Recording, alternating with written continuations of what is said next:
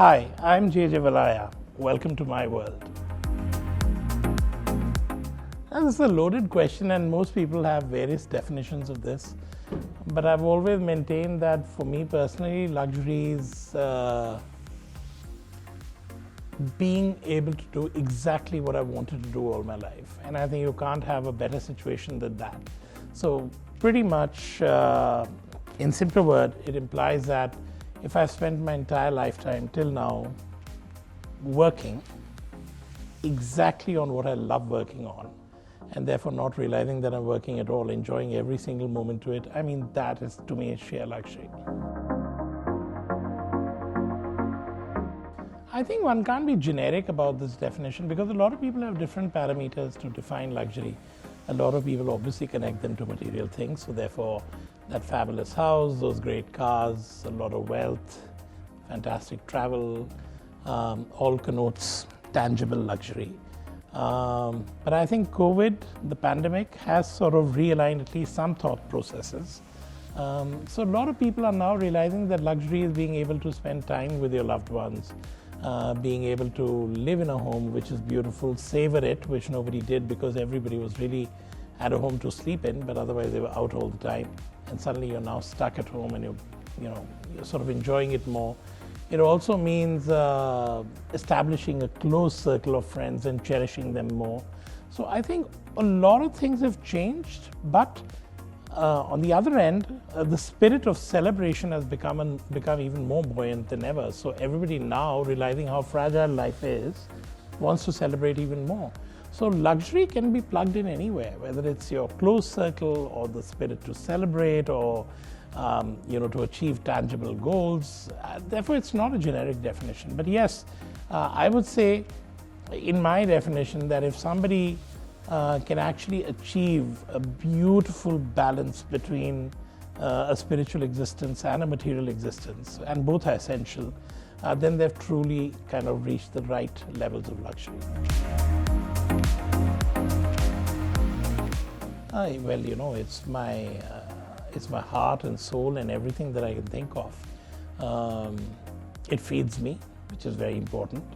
But more than anything else, it lets me enjoy to the extent that I want to. And to me, that's the most important thing. So as I mentioned earlier, if I'm doing something that I really love, then the next day is always something you look forward to. So when something is your very core, it's like the air you breathe or the water you drink or the food you eat, how can you even define something like that? It's just part of your being.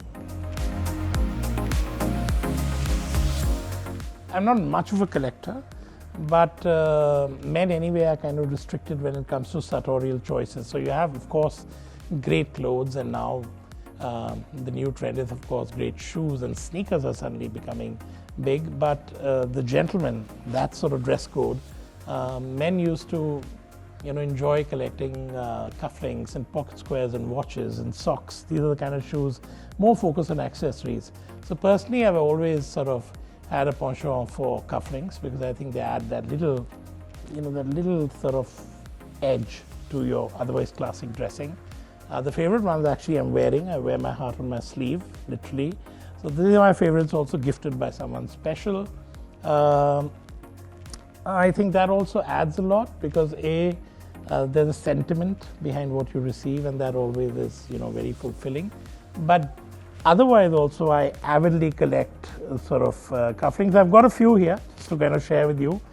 They're an assortment from various things like these beautiful semi-precious stones but cast in sterling silver, Moroccan motifs. I'm a multiculturalism sort of fan at heart, so some of those. Then of course pure sterling silver, very modern, but I like to sort of age them. I actually like to make them go a little antique to kind of enjoy wearing them more.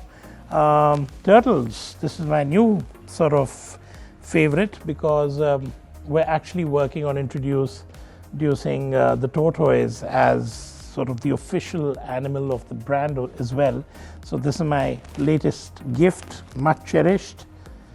Mustaches, always good to have this, kind of driving home a point. So no particular reason. So I think these are really men should be paying a lot of attention to detail when it comes to dressing. And as I said, cufflinks is one, but pocket squares, we make a lot of our own, of course, and socks, shoes, sneakers, great bet. Other than that, I'm not much of a collector. I'm not the kind who buys fancy sports cars and, like multiple homes and everything. I've always sort of believed that anything that you associate your brand with must have a little story to it. So besides the fact that the tortoise is considered the harbinger of prosperity and sort of good fortune, but there's also a very strong a link of it with Hindu mythology, where the tortoise was the base for I have to find the exact story, but if you delve into Hindu mythology, you'll realize that this is probably the most least spoken about sort of animal in Hindu mythology. So while we're talking about all the others, the tortoise has got sort of he's there, but he's not really spoken about too much. I mean, our favorite story has always been the tortoise and the hare, where we all know who kind of ran faster and who finished the race. So there are multiple, therefore, facets, besides various connotations of the animal across the world as a harbinger of prosperity and good fortune. Slow and steady always wins the race. So that's a good story we all grew up listening. And of course, its nuances in Hindu mythology.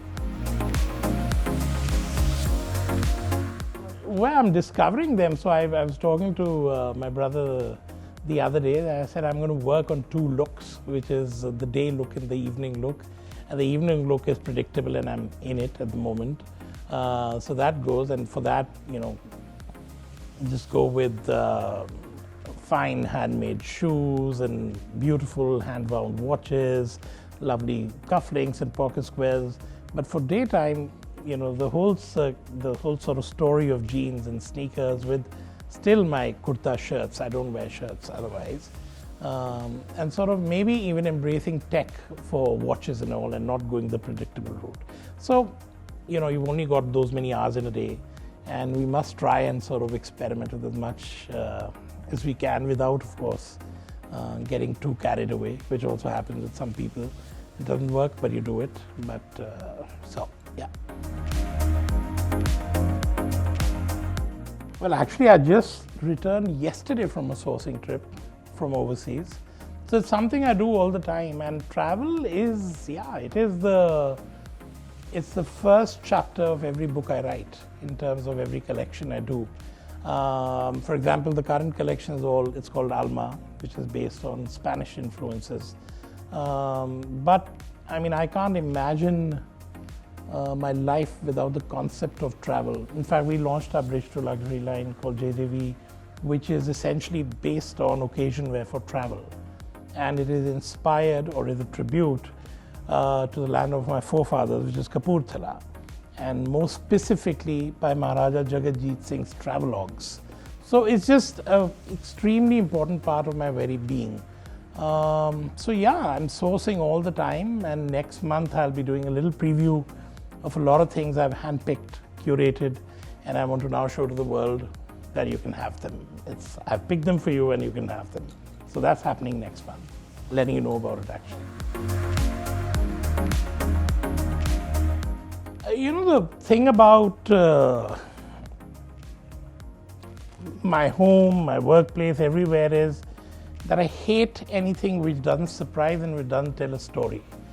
And this is what I find very incredibly boring in today's interiors, because while they're beautiful and lovely and well finished and everything, very few actually surprise you or tell you a story.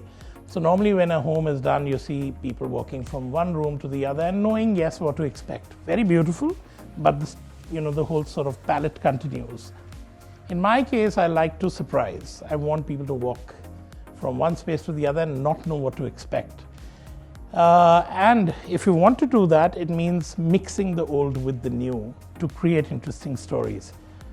This piece is a particular favorite, and there's a beautiful story which is very dear to my heart in this one. So on one of my multiple sourcing trips, we got into one of the warehouses in Kochi in South India, and we were digging around and finding stuff which we could, kind of take with us. We found this old carved piece of wood in South India, lying in a space in an antique warehouse, and obviously got it for ourselves. I wanted to use it as a headboard of a bed, but somehow that didn't work out. So we said, okay, let's just make a beautiful love seat, which is just grand. So as luck would have it, this piece found its way as the back of that love seat. But when we cleaned it up to kind of finish it, this amazing image of Guru Nanak Dev Ji emerged, which for the life of us, we didn't notice it when we bought it. And to find a carving of Guru Nanak in South India is a bit of this thing. So I believe, and we placed it and everything, and we suddenly noticed, hang on, where did that come from? So to me, that was almost symbolic of blessings which were coming our way when we created this space. So such stories, and there are plenty of them around. Every little piece will have some small nuance which is attached to it. So this, I think, is very important. It's not about painting the wall, putting a sofa, adding a table. It's about, is your space going to grow with you? Is it going to age with you? Is it going to pass on to the next generation? So these are very important things when you do luxury homes, and that's something I've always believed.